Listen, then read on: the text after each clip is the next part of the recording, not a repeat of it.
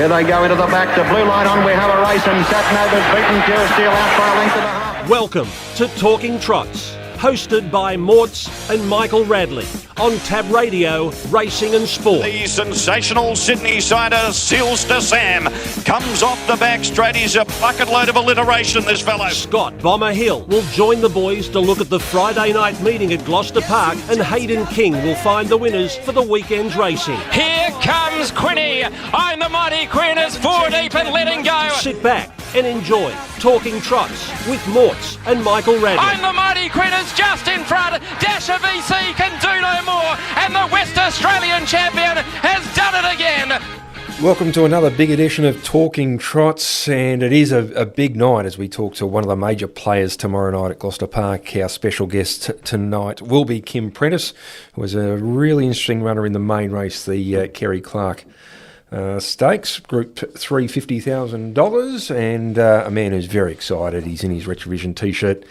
Is Glen Mortimer. Mort's welcome to the program. Evening, Michael. Good to be back after a week off due to job commitments, or should I say paid job commitments, not the unpaid ones. Great night last Friday night at GP.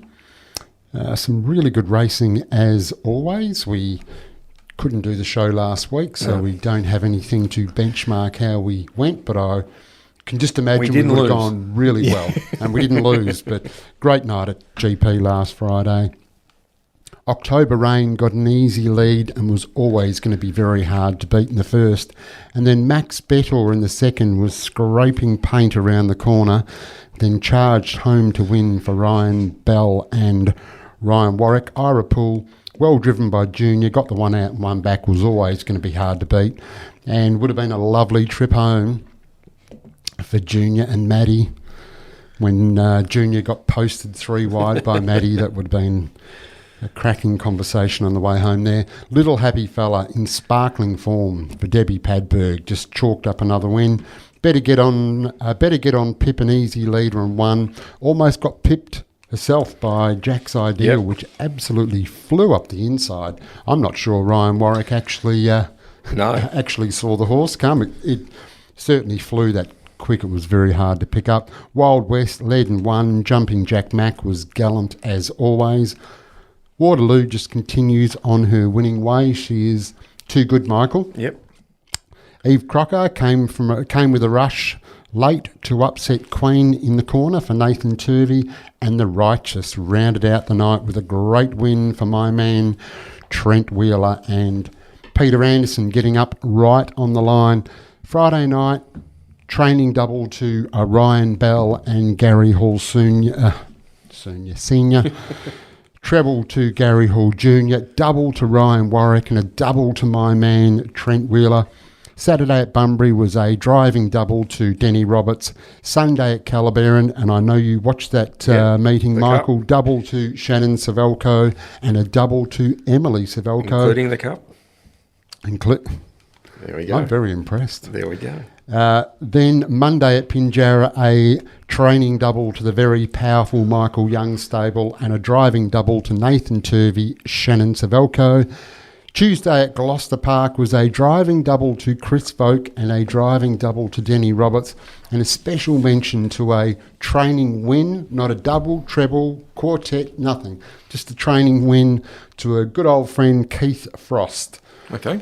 Haven't seen Keith at Gloucester Park for a while, so good to see him get a winner there. But all in all, it was a great night of harness racing, Michael, and some great racing in the country, and looking forward to another big night this Friday night. Yeah, and the Friday night, the main race, Morts, is the Kerry Clark for the Fillies Mares at Group 3 level, and it's an interesting field. A very interesting field, and there's a couple of horses there that haven't, drawn as well, so that really just makes it, just all that more intriguing. Queen in the corner, disappointing last week. Thought it had every chance to win. Soho Seraphine was favourite in the Oaks here in WA last year, ran second in the New South Wales Oaks. Sovrana, Eve Crocker. There's some really nice horses, but the draws made it very interesting. So it should be a great race. And of course we've got Kim Prentice on tonight, so we'll be able to get an update just on how Soho Seraphine is tracking along. Yeah, well, it is the feature race, and it's a great betting race. Tab Touch has got Soho Seraphine at the $1.80 debuting for Kim Prentice. We're about to talk to Kim, but before we speak to Kim, here's Soho Seraphine at Gloucester Park. The week before the Oaks, she made a winning debut and then backed it up with a fourth in the Oaks a week later. He bounds away and is home. Purist Copper battling on. Seagrass runs into third. Alexandra the Great and Jackie Daniels. And further back, Flame Tree getting into the clear. But Soho Seraphine's going to bolt in. It's well clear over Purist Copper, Seagrass and Alexandra the Great. And Soho Seraphine won by 12 metres to Purist Copper. 10 metres away. Well, Soho Seraphine comes back to Gloucester Park tomorrow night in the feature race Drawn 1. And her trainer joins us on the line, Kim Prentice. Kim, welcome to the program. Good morning, guys. How are we? Yeah, really good. Must be good having a quality filly like Soho Seraphine sent across to you. Yeah, definitely. No, she's been a very, very good filly, and hopefully we can get the best out of her as a 4 and 5 year old. So I got no doubt she'll match up to the best of them here when the good races come around. She's New South Wales Oaks runner-up, and she started favourite in the Oaks here in Western Australia last year before finishing fourth. Very, very highly credentialed. Comes back to WA first up. You must be you're happy with how she's coming along, Kim, in preparation for tomorrow night?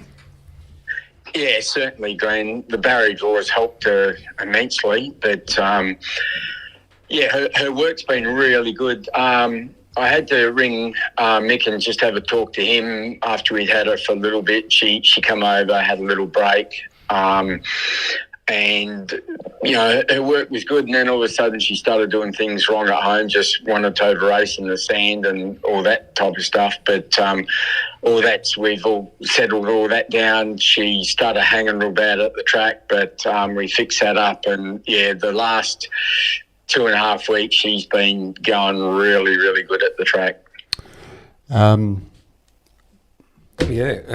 So how long have you had her for, Kim? How long have I had her? Yeah. I honestly, I wish I had a little bit longer for this race. This race popped up and we had to go for it. But look, what she's been working, with the better horses on the track and been running super times, and she's got a really good heart rate. So she's got the heart rate of a really good horse. But she's done plenty of work. She looks really fit, and can't wait for tomorrow night. Now, interestingly enough, tomorrow night she's drawn the pole, and I think I read somewhere you were saying that when she'd been working previously that she'd been driven fairly tough in the breeze and, driven like the horse to beat. You've been setting her up at home. You've now drawn the pole. What's the plan tomorrow night? Just get to the front and improve the position? Yeah, look, when she won the lead-up race here, she led from 5 or 6, and when she ran second in the New South Wales Oaks, she crossed from the outside barrier. She's got blistering gate speed, and we'll take full advantage of that tomorrow night. And I think around GP, best place to be is in front, and she can handle, because of she's got such a great heart rate, she'll be able to handle a bit of pressure, and hopefully she can hang on. It's an interesting field tomorrow night, Kim. You've got Queen in the corner on your outside of you, who has been in fantastic form over the last 2 or 3 starts. Parakeet's always a danger in any race it's in. You've got Sovrana, Aiden DeCampo, there in barrier 5. We know how well Aiden can get them out. Sweet Vivian, Eve Crocker, a Shan girl right behind you. So it's a very, very even field. Where do you see the main danger? Yeah, I think the main dangers will be on our back. I think Cownie Girl and 3 Rumours, obviously Nathan had a little bit of a problem with her. She lost a bit of form, but her win a fortnight ago was first class, ran really good time. So I think once they settle, Junior will be around there sitting outside of us. Queen in the corner, and the one, there's a bit of speed there, but not I just hope they sort themselves out pretty quick. Aiden's horses, all these horses are flying at the moment. So, it's going to be interesting, but I really think the ones to beat are the 10 and the 11. Yeah, it's really good to have a mare of her quality come to the WA and compete about our best. But Kim, the harness officers looked after you. You got four runners in the first 5 races. So you're kicking off with Soho Skyfall in the first. Where's he at the moment? Because he looked really good in the heat of the Sales Classic, and since then hasn't been able to break through. Where's he at the moment? Yeah, good question, Glenn. He's a frustrating horse. He's got the ability to be a Metropolitan 3-year-old for sure. But he just, the false start didn't help at Bunbury. He overworks himself at the track. So I've just backed him up and haven't tracked him during the week. And if he was to happen to be able to hold the ones on the outside and roll to the top, they'll know he's in the race. He's definitely got really good ability. It's just what's between his ears just, makes it difficult for us, for me as a trainer and Mitch as a driver. Yeah, certainly that false start didn't help quite a few horses in the race last Saturday night in Bunbury. No, definitely. A few certainly over-raced after that. Your bloke looked a little bit rough in going a couple of times, but still managed to, I thought he still fought on fairly well up the straight. But he did look like he put in a couple of rough ones throughout the journey. Yeah, Mitch, he's always been a little bit like that. It's when he's fighting the driver, as he beats like that, if he can just bowl along, he's so much better. Like when he won first up, he went 156 as a 2-year-old and he faced the breeze, and he didn't have to fight Mitch in any way. That's where I think if he can happen to be able to hold the ones on the outside and roll to the top, he'll run really good time and hopefully he'll do everything right.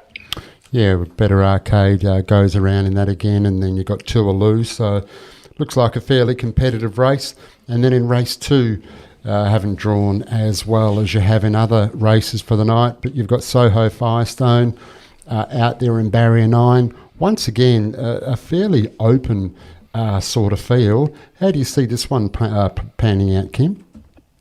Yeah, look, very interesting. Shannon's got off of high price and elected to drive the one horse, and the one horse has been going really good. So the 1700 makes it very.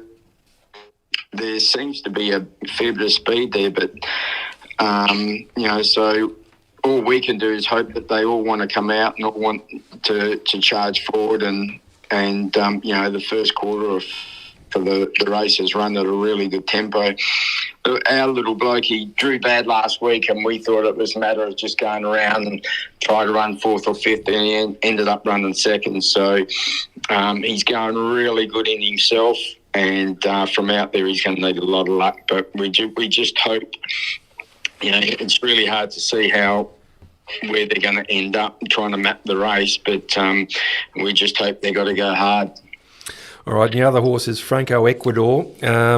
He's had his problems throughout his career. He's obviously part of, Maud hates me when I bring up the Derby, but he was obviously part of that great Derby. I'm not going to go on this again, are we? Petronas Star and Major Martini and Franco Ecuador fought out the finish. But since then, you've done a great job just to get him back to the track, and he's shown that he can do it, but he sort of where's he at the moment? Because he sort of looks to be up and down in his form.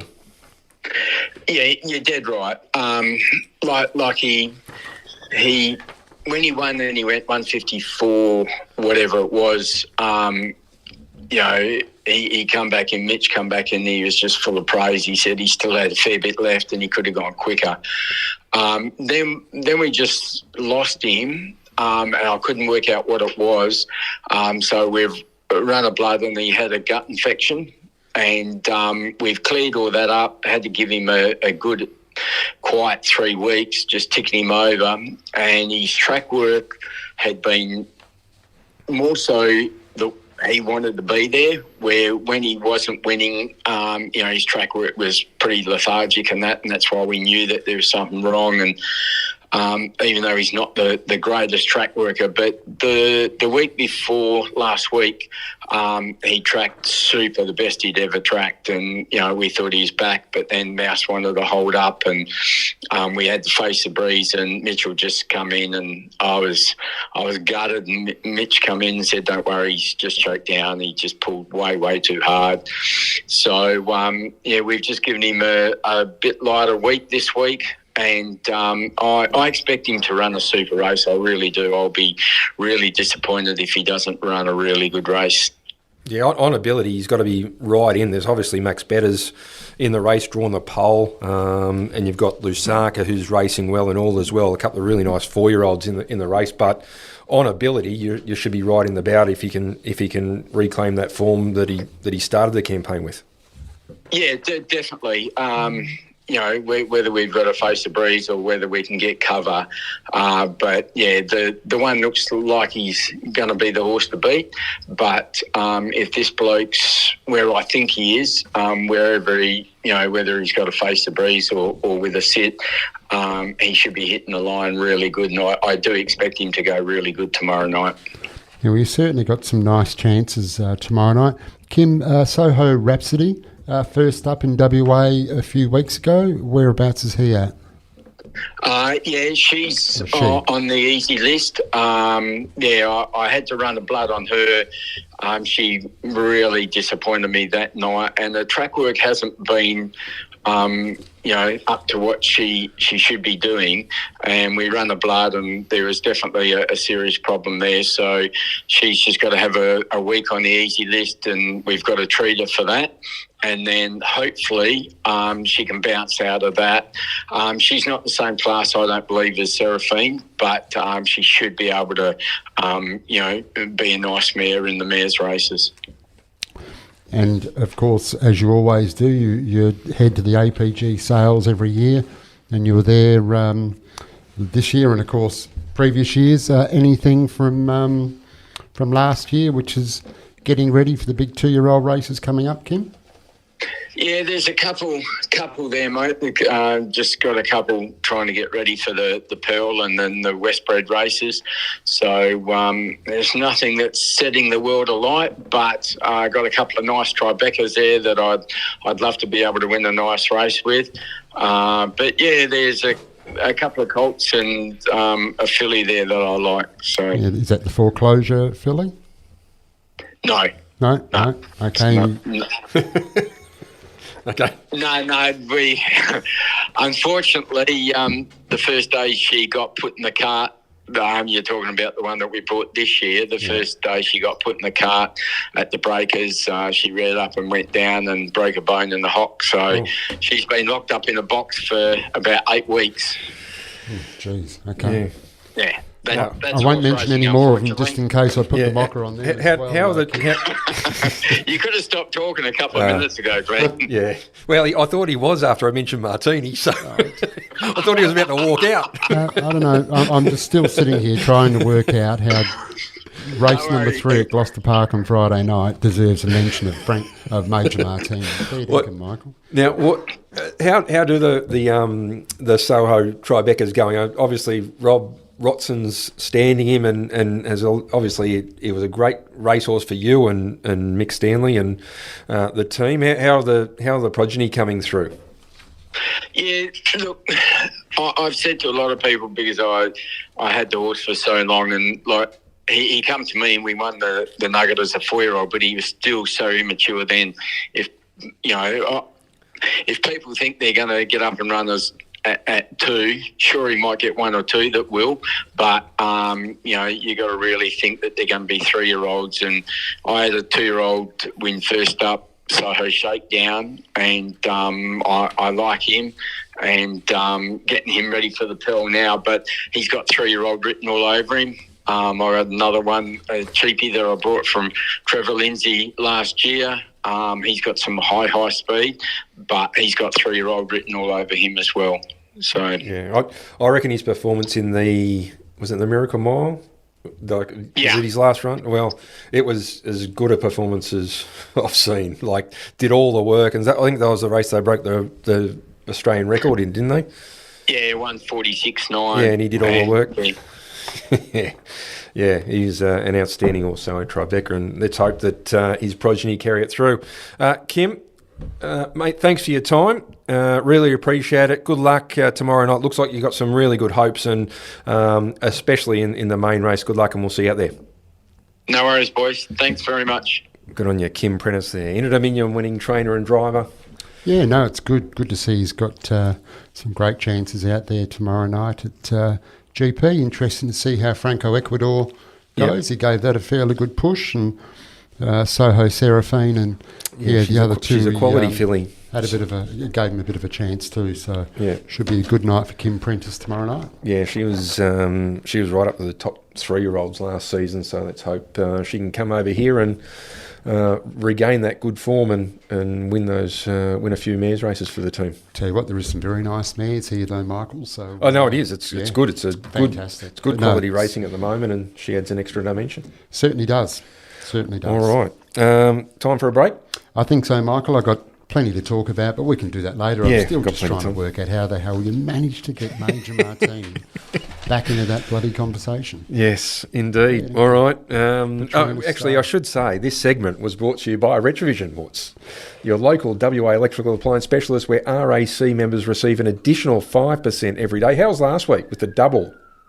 Oh, it was huge. And they tell me Mitch Miller is decked out in all Retrovision gear for his new house. He certainly is. The boys out there at the Cannington store looked after him, and Mitch was kind enough to give us the opportunity to get his business, and the boys out there at Cannington looked after him first class. So he's decked out the new house with everything there from Retrovision.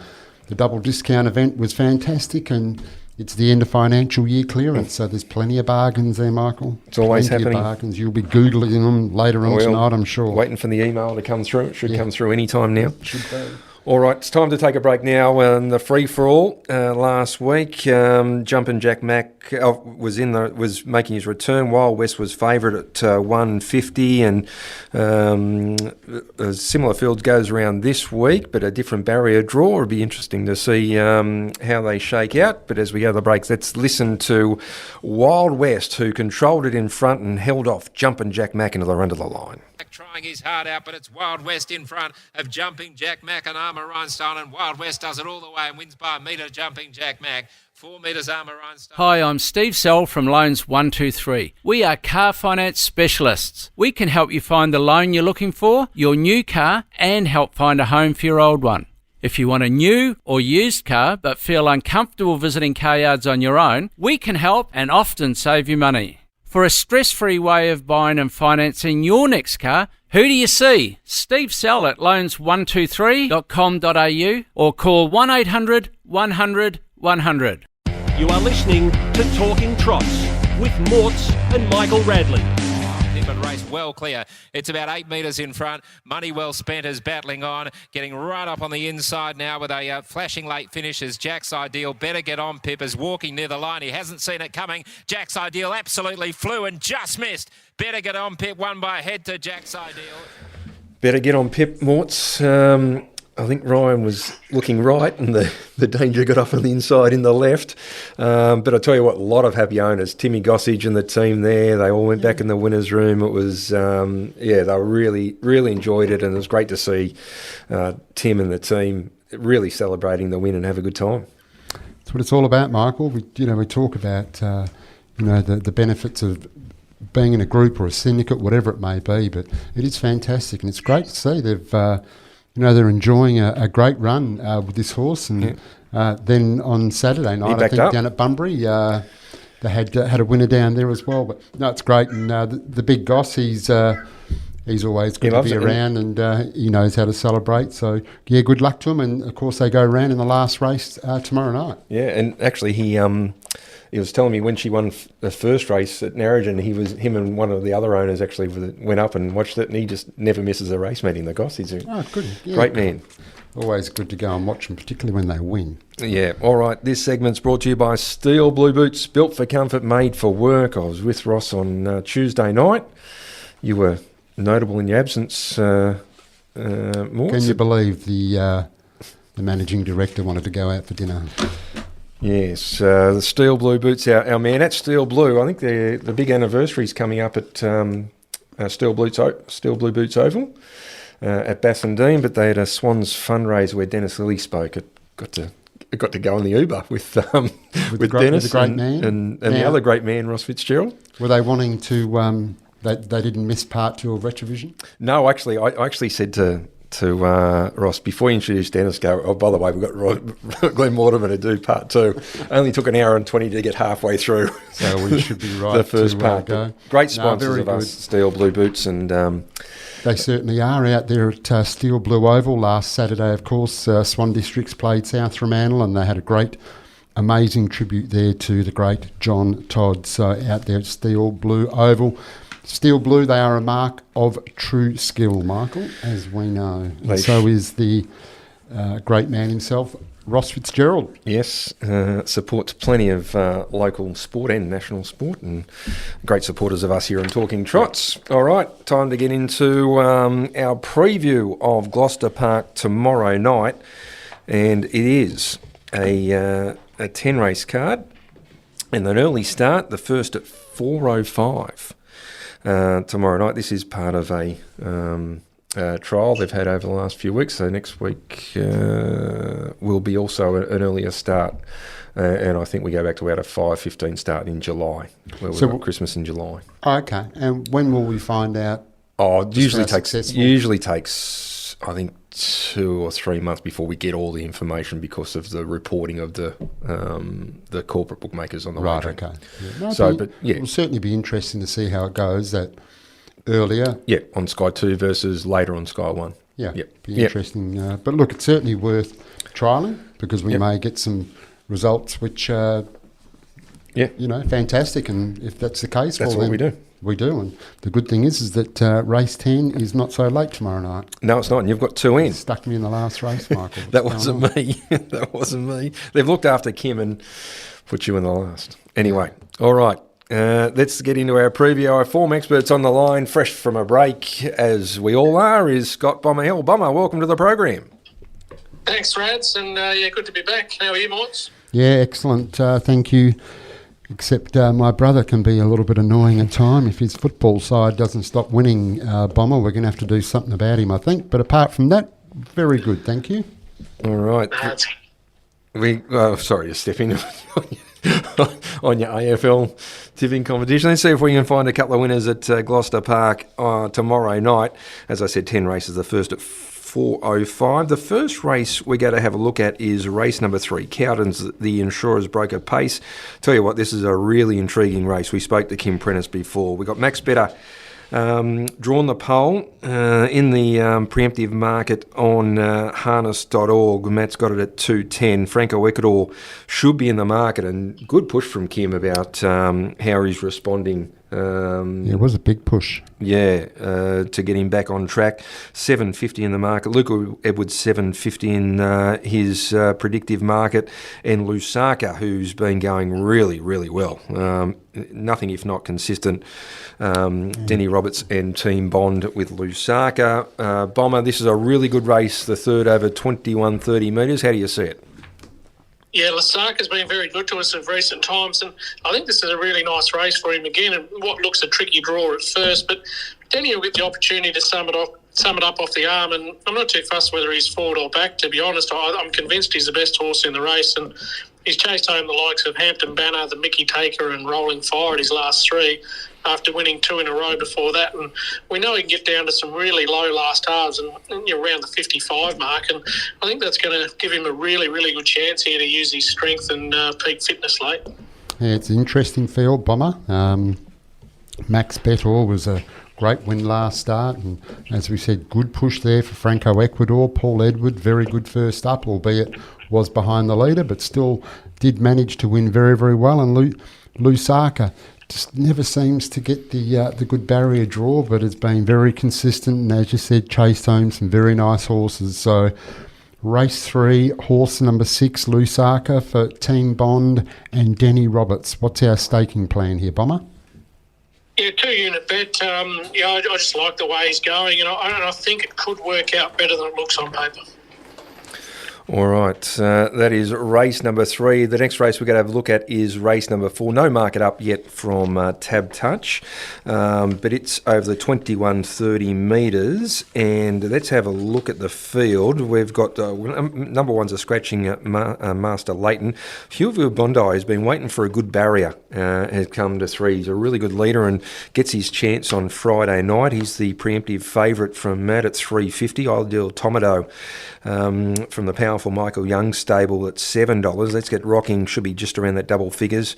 Magnus Victor is $7 in the market. Then we've got Jetstar for Team Bond and Denny Roberts at $4.60, and Rolling Fire at $4.80 for Justin Prentice and Emily Savalco. Bomber, you've been tipping away from us the last couple of starts. What are you doing in race number 4? I'm with you tomorrow night, Reds. Yeah, we can all cheer. We can all cheer tomorrow night. I think he'll win Rolling Fire. He won't get involved early, and there's no doubt we get a better price here because of his draw. So I think since his 3 runs following that atrial fibrillation, they've all been outstanding, and he's absolutely smashed the line in all of them and run some really good sectionals there. So winning once, narrowly beaten in the other 2. And I think as long as that early speed battle unveils, which I think it will, like Jetstar's going to push forward, Hillview Bondi is going to go forward, and I think the pressure could be on right throughout. So he'll get his chance to sort of roll around from the 8 or 900, and I think he's going to scare the life out of them late. And who do you see holding up and leading here, Bomber? It's a tricky one, Morts, because Hillview Bondi's a good beginner, but he's not brilliant. I think he probably can keep his legs underneath, but it won't be without doing some work, and that's what really got me keen on Rolling Fire, because he's just going to sit back, let it all unfold, and then he can just come with that one run, and we know he just rolls into it nicely. So looks to set up pretty well, I think. Yeah, and Jetstar should get to the breeze there at some stage. So, like you said, should be a little bit of pace early on, and then to see if Rolling Fire can slip around and get the money at the right time. Race number 4, horse number 8, Rolling Fire for Justin Prentice and Emily Savalco. What's the staking plan, Bomber? Yeah, another 2-unit bet. I think as long as they keep the pressure on, which like you said, Jetstar's going to most likely roll to the breeze, and looks to be a truly run race. So pretty confident in this bloke in the end. All right, let's hope you're right for our sake, Bomber, and hopefully we get the cash in race number 4. Right, it is time to take a break. We'll come back and preview 2 more races next up. But as we go to the break, Bomber's gone away from Max Better, but I tell you what, last week, in front was Chasing Hill, the odds-on favourite, or even money favourite. He was under pressure a fair way from home, and they were all lining up, Morts, to see who was going to get the better of him, and it was Ryan Warwick and Ryan Bell right down the outside with Max Better. On the turn, he was pushed out 5 and 6 wide, as I said earlier on. He was scraping paint. And it wasn't. Would have liked to see the trading on Betfair at that stage. Yeah, absolutely. And even still, it wasn't until the last 50 metres that he just put in that real big surge and managed to get there. So, well driven by Ryan Warwick, and of course Ryan Bell's stable just going very nicely at the moment. Yeah, strength and strength. Then let's listen to Max Better getting the better of his opposition in a really strong win. Firestone, it's Captain Blay in front though from Mungatahi, Soho Firestone. Max Betor is rocketing late. Captain Blay in front. Max Betor all over the top with Soho Firestone, and Max Betor comes from near last to beat Soho Firestone. New Mazda. Yep, I love it. We got it from Bayswater Mazda. I keep hearing great things about them. They're fantastic to deal with. Great people, great coffee too. At Bayswater Mazda, you'll always be well looked after. Visit the team today and find the best drive-away deals on new Mazdas and pre-owned vehicles. Driving is better with Bayswater Mazda. So's the coffee. Go and see Bayswater Mazda at the corner of Guildford and Garrett Road, Bayswater. DL 25174. are listening to Talking Trots with Morts and Michael Radley.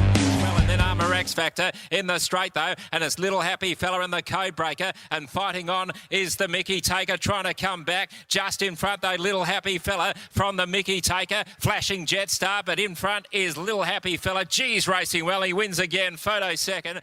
Well, Mort's Little Happy Fella, geez, he's going great guns at the moment, hasn't he, for Debbie Padberg? Absolutely flying, and last week, Michael, went around at a very good price too.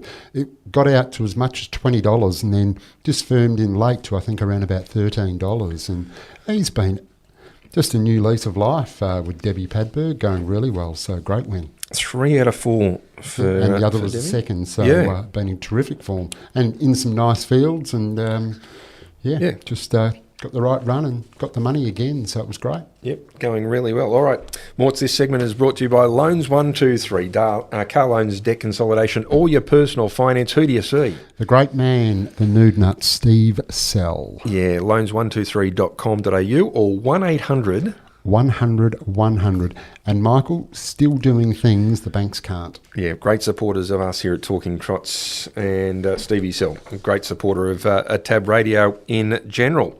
All right, let's have a look at the next race we're going to look at, and it is the feature event of the night, the Kerry Clark, $50,000 at Group 3.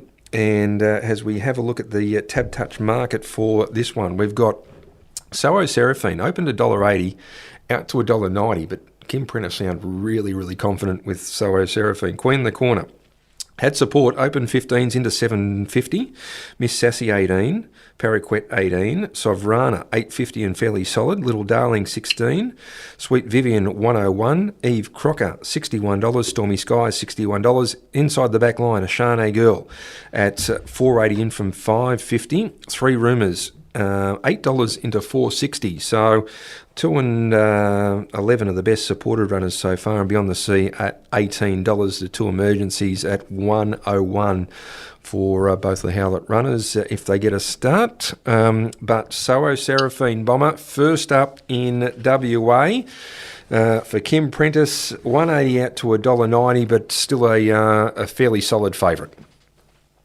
Yeah, well, I'm glad to hear he's confident because I'm super confident. I think she just holds up and she's well and truly as good as these. She showed when she came over for the Oaks last prep that she's up to this. So very, very good beginner. I think she'll, as a result of that, there'll be a few out wide that probably won't have as big a dip and she might get an easier lead than we first expected. And then she can just pinch a quarter through the middle and, you know, with Kim obviously being very happy, she's a known leader. She's won plenty of races in front. She's run good races in front in really good races over East, and she's going to have a side set on much better races. So I think this is a good stepping stone, and she can lead and win first up. Yeah, agreed, Bomber. As I said, Kim Prentice did sound fairly confident when we spoke to him earlier. The horse has been working really well, and over the 2,130 metres, a noted good beginner. Certainly sets up well. Couple of main chances behind a Shan Girl and Three Rumours, but a fairly even field apart from that. So race 5, number 1 Soho Seraphine for Kim Prentice and Mitchell Miller. What is our staking plan here, Bomber? Yeah, I'm more than happy with the price. You know, she ran a 56.4 when she won over here last time, and she runs that in front this time. They won't get around it, that's for sure. So really keen, 5-unit bet. I think she just leads and wins. Like it, Bomber. We'll like it. $1.90 at the moment. I'm tipping it might shorten up by the time we get to the Retrovision preview tomorrow morning at 8 a.m. with Tim Walker and the boys. Every chance, I think, Michael. All right, and the final race we're going to look at is race number 9, and it is the Bridge Bar at the Bridge Bar pace, and over the 21.30 metres. No Tab Touch market, but I'll have a look at the field. Number 2 Dark Eyes for Mike Reid. Matt's got it as the preemptive favourite at 2.30. Ratlin Lily for Team Bond and Denny Roberts at 3.60. And then they look the two in the market, especially with the scratching of Swagger Man for Ryan Bell, which would have been in the market as well. But no doubt there's more concentration now on the 2 and 3 Dark Eyes, Ratlin Lily. Which way are you going in this one, Bomber? Yeah, I really like Rattling Lily, actually. She drops back in grade for this after racing really consistently but not being able to win. And this is the type of race where she can do the work if she needs to and still be too good. She's no stranger to sitting up in the breeze, and whilst a good beginner, far from brilliant. And, with only one off the second line, Denny gets a few options here, and I'm not really fussed whether she does sit in the breeze or takes a sit. I think really do like the race, and think it's one that she can get away with. So leave it up to Denny to make all the right decisions and get her home. Interesting race. I'm not sure if you saw the run of Baltic Ace Michael would have been at Calabaran last Sunday for Tracy Ray and Emily Savelko. That was some win. 1 out, 3 back, came with a big 3-wide run to get up and score, and unfortunately on Friday night has drawn barrier 9, so it hasn't helped it, but it's a fairly even field there in the ninth there, Bomber. Dark Eyes, Mark Reed and Shannon Savelko drawn inside you, but Rattling Lily for Team Bond and Denny Roberts back in grade. What's the staking plan there? Yeah, 2 unit bet. It is quite even, but I do think she does have a touch of class about her. She just lacks that sort of really good gate speed that gives her a chance to get there without doing any work. But I think this is a type of race where she can do the work and still win.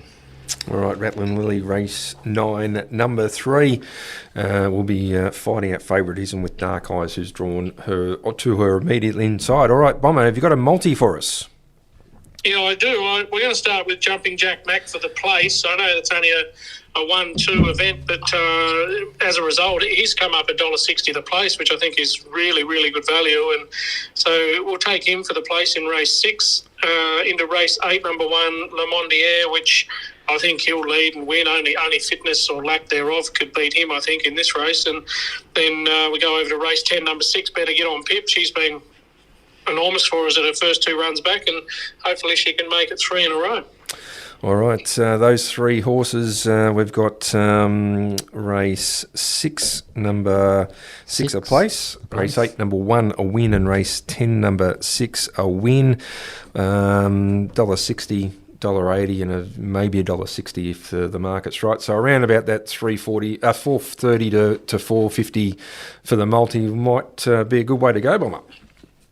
Yeah, it looks a nice bit of value. I think so long as Jumping Jack Mac can run 1-2, which, he's obviously the class runner, just drawn wide, but that could be okay with a bit of pace underneath. So as long as he can run into a place, we'll be on pretty good terms with this.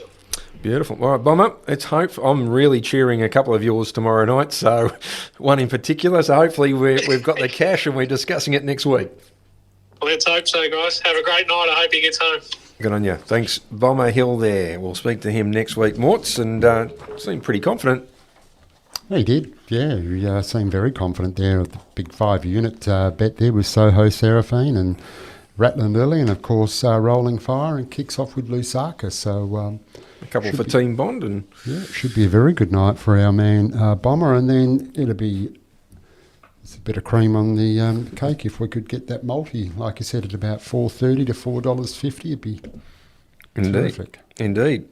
All right. Now, the first race last week, October Rain, opened up, got it to $2.25 as the favourite. Once it found the front, it was always going to be awfully hard to beat, Morts, and duly saluted. Yeah, got an easy lead in the end. Weren't quite sure as to whether he would, but did, and once he got to the front, that was always going to be very difficult for G. Hall Jr. and of course the very powerful.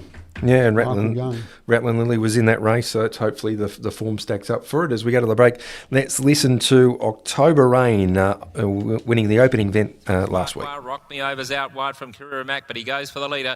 October Rain, it's clear and looked home. 6 metres in front of Sport, and then Tubbs Farquhar. Rock Me Over the outside. Rattling Lily's picked up some ground the pegs, but October Rain's going to walk in over Tubbs Farquhar and Sport, and October Rain won by 8 metres to Tubbs Farquhar. New Mazda. Yep, I love it. We got it from Bayswater Mazda.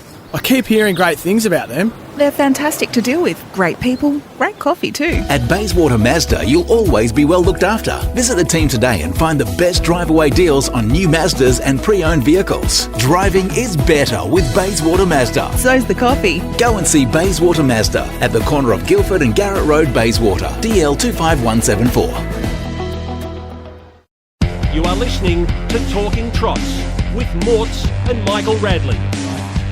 329.5 third quarter. Barbados leading at the turn. American Cruise and I Better sweep wider.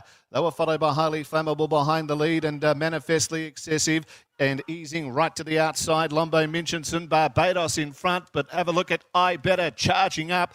With every stride, grabs Barbados, and I Better comes away. And I Better from the back of the pack is 1.5 lengths to either Lombo. Well, what's the Kellerberrin Cup won by I Better? Emily Savalco combining with Lang Enwood, and it was a good performance in the end after over-racing a bit and getting the cash.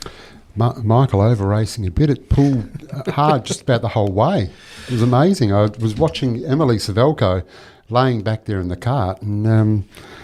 still was just came from 1 out and 3 back, and just too good, so it was a great win. Yeah, it was a terrific win for Lang Inwood and Emily Savalco. Emily's had, and Lang had a lot of success at Kellerberrin in recent weeks. Yeah, indeed, and let's hope the form continues. Absolutely. For Emily. All right, now this segment's brought to you by Bayswater Mazda. Mort's driving is better as Bayswater Mazda, corner of Guildford and Garrett Roads. Michael, when you're running late, there's nothing better than having a 626 turbo Bayswater Mazda. Which you were today. As I was today. Just had to just get here a little bit quicker than I normally would, so we... drive carefully. Yeah, beautifully. And it just beautiful response by the 626. Beautiful car, Michael, as all Mazdas are. And there's no better place in WA to buy it than Bayswater Mazda. You're sure right there. All right, so time to welcome into the broadcast Oliver Cownie. Ollie, welcome to the program. Morts, Ruds, great to be on. Yep, fresh from the week off, as we all are, and ready for a big weekend of racing. We've got Narrogin here in the west, and it is on Saturday night. It's 8 races, the first at 5:26, and no doubt, as the Queensland Carnival hots up, Ollie, you're going to have a couple of tips for us over the weekend. We've got the Patrons Purse, the Chris Garrard Patrons Purse at Redcliffe on Friday night, and then we roll into the Lucky Creed at Albion Park on Saturday night, and certainly the big guns are up there. We get the brothers in each of those races, Leap to Fame and Swayze, and no doubt they'll meet each other at some stage, which will be another great clash. But Ollie, where are we going to? We got to kick off with Narrogin on Saturday night? We're going to kick off in race 3, Disco Dynamo. Trialled up nicely recently, ran a quite nice half, 27.9, 28.4. Winner of the trial was Little Darling, who's pretty classy on her day, coming back from an injury. It's good to see she's back. Yes. Think this horse generally races best when following, but around Narrogin, I expect him to want to lead them up, and if he's able to lead and run along a little bit and dash the last quarter, I think it'll be really hard to catch Disco Dynamo, and I think we should get better than even money for him. Then on to race 5, a horse that's been flying recently, Champagne Everyone, put together some really, really good runs in her last few without being able to find the front or really even race that close to speed. She's been powering home.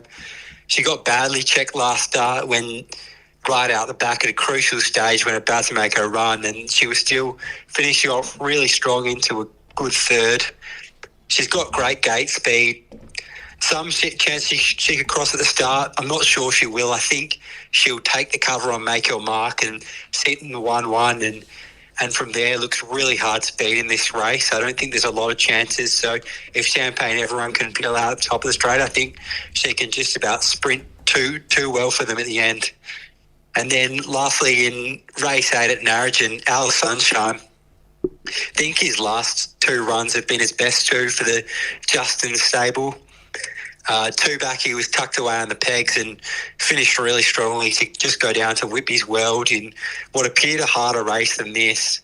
then last start he was drawn gate 6 around the tight Waging track, and he moved up pretty stylish before hanging quite badly and costing himself victory there, I thought, losing on momentum. Draws 2 here. He's generally had pretty good gate speed when doing things right. Aldo quarter pass, he jumps back on. So I think those things all look suitable, and he looks hard to beat if he can find the front in this race, Al Sunshine. All right, that's Narrogin on Saturday night. And then Albion Park. We've got Redcliffe first up on Friday night. We've got the Patrons Purse, as I said, where we get to see Leap to Fame going around. Hope you're not tipping Leap to Fame, are we, Ollie? I'm not tipping Leap to Fame, no, but the $1.04, although it looks short, it probably does look a good thing, but I won't be tipping that. I did think in that race, the horse that'll be 3 back, the Pegs Don Lu was a good place chance, but a couple of horses I've got to put in a multi for us. Yep. In race 7, it's a feature race as well. And the favourite in this race is quite a promising horse in Ellis Street. He's stamped himself as the top 3-year-old in Queensland this campaign, I think, and he's managed to win 6 of his 10 starts since returning from a spell with 2 second placings to go along with that, which has been super impressive. He was forced to park out 2 runs back, and he still dashed right away from them, and he ran home a 26-6 quarter and was just doing it under his own steam. He was doing it easy, and I think he's just in a totally different league to the rest of the horses in this race. He's $1.50 at the moment at Tap Touch, so I think that looks quite a good multi-build of that one. And then we head to Albion Park on Saturday.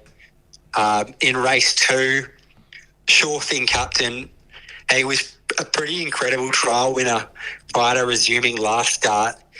He was right out the back and he reeled in the leaders, and Classy Washington, who was pretty competitive in the last year's Inter Dominion series. So that was a really impressive trial. And then first up, he drew the back row and he worked around the mid-race, and he was just way too good for them in the end in a pretty soft win.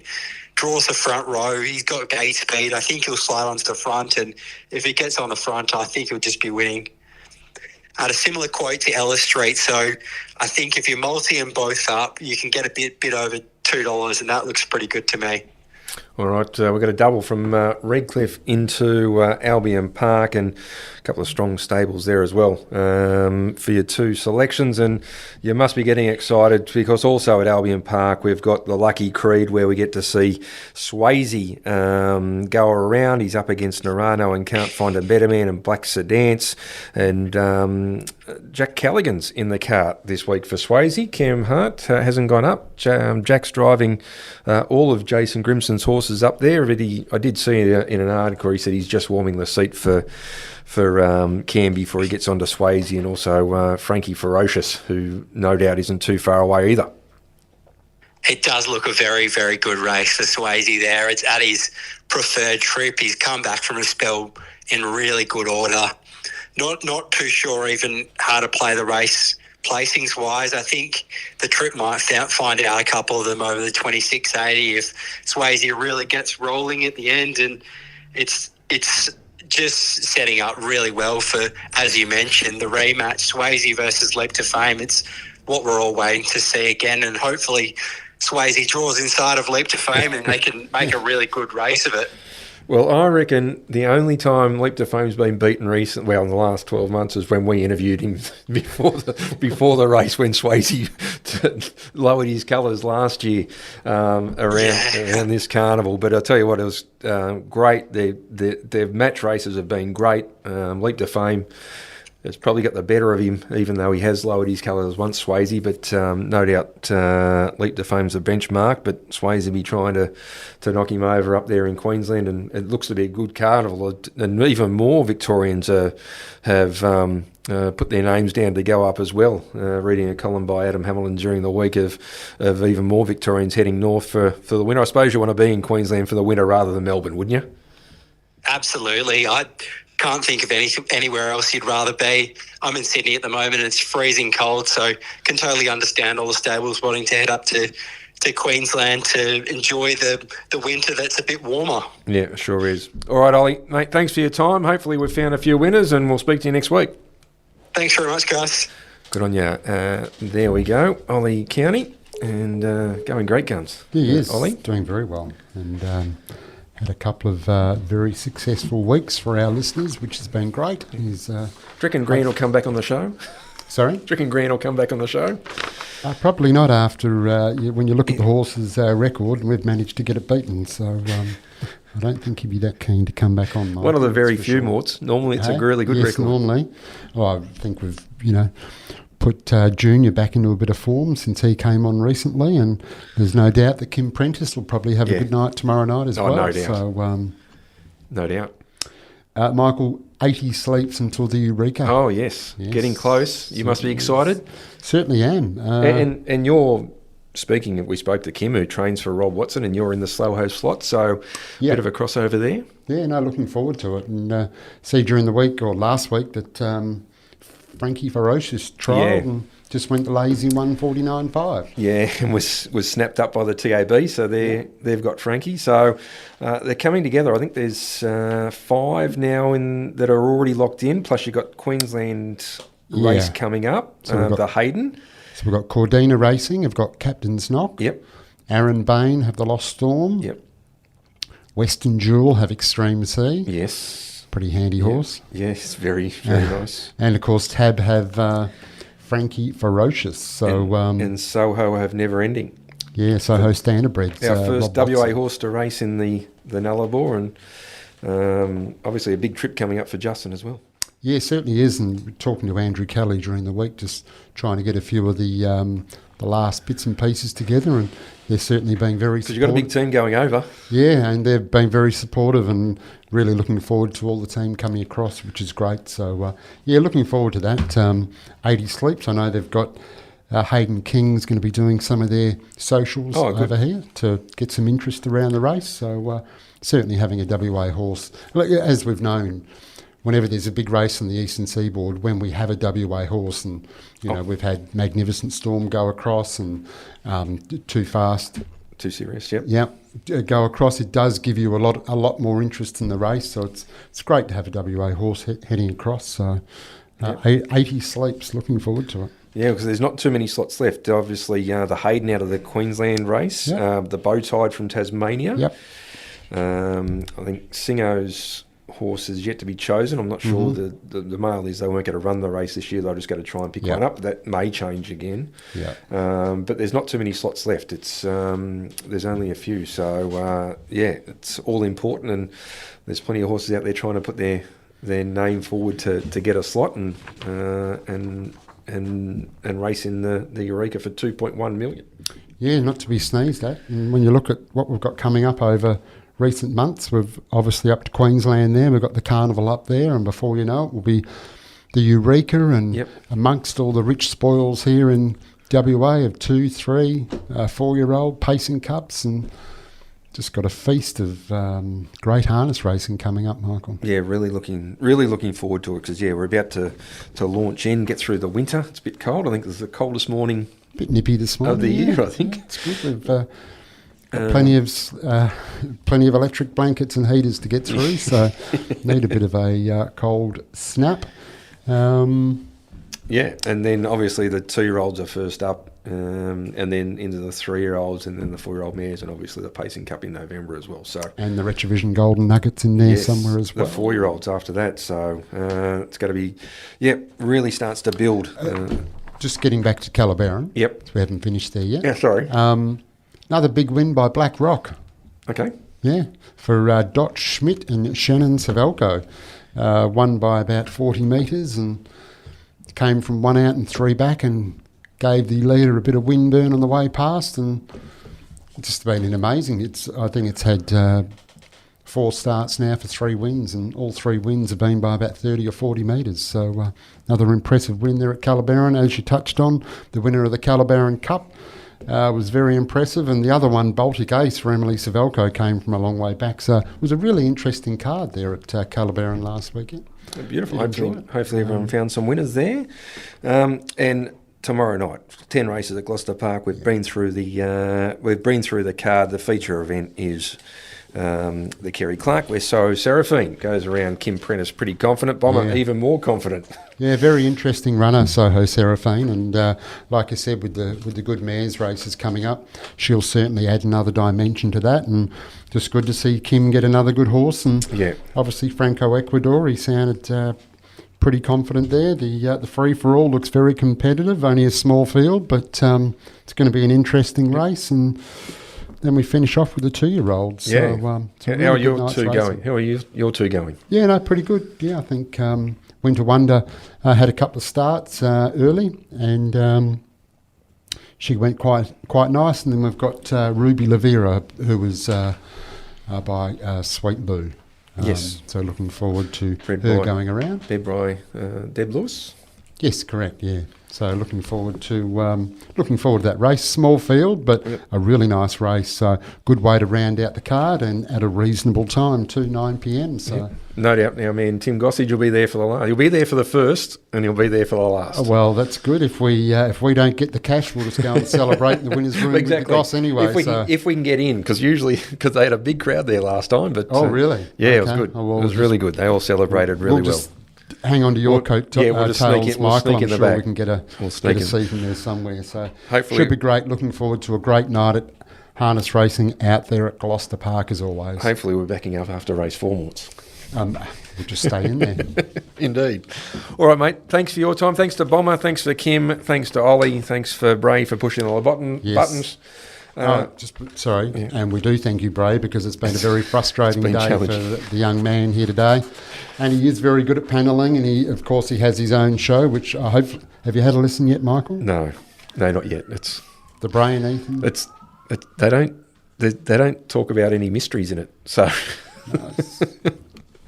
true crime. Have you got any true crime? We do talk about a good football league as well. Like absolutely. The proper footy, which is always a plus. Yeah. So State of Origin, you'll be talking about that? No. Oh. No. So the one that you actually kick the ball. Yeah. We a lot around the WAFL, which is great because I really follow that. I went down to I watched East Fremantle on the weekend, which was just very enjoyable because old Subi have had the wood over them for East Fremantle for a long time, and we absolutely belted them. I went down to East Fremantle Oval last weekend. That's interesting. Still hasn't finished. It's about a year late, I think. Yeah, and they won't be playing football on that oval this year, I can tell you. Yeah. Okay. Oh, really? No. I mean, you just look at the weather. Grass doesn't grow in this time. So where are they playing this year? Because they're not at the WACA, are they?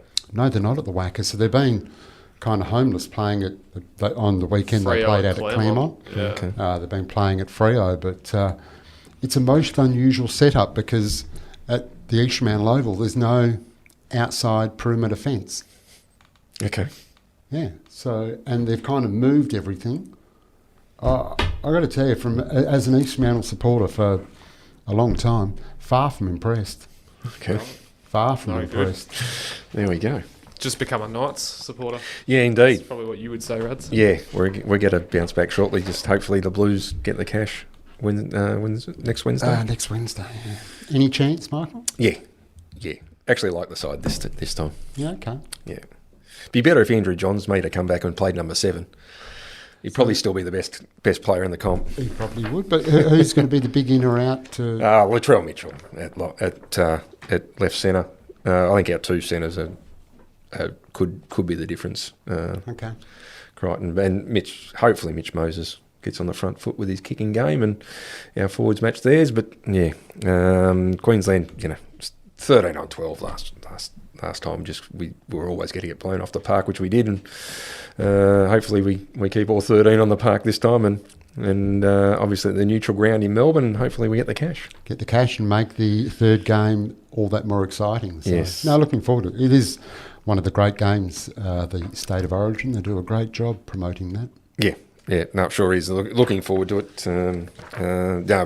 Pretty confident. I'll wear the blue shirt on Wednesday, the blue jumper. Yeah, I'm a Blues man as well. Yeah, outstanding. Outstanding. All right, mate. Thanks for your time, Bray. Thanks for your contribution. Thanks for everyone for listening. And if you've listened to the end, congratulations. You've done well. If you're still going, but you've done well. Until next week, everyone. It's bye for now. You win some, you lose more. For free and confidential support, call the number on the screen or visit the website.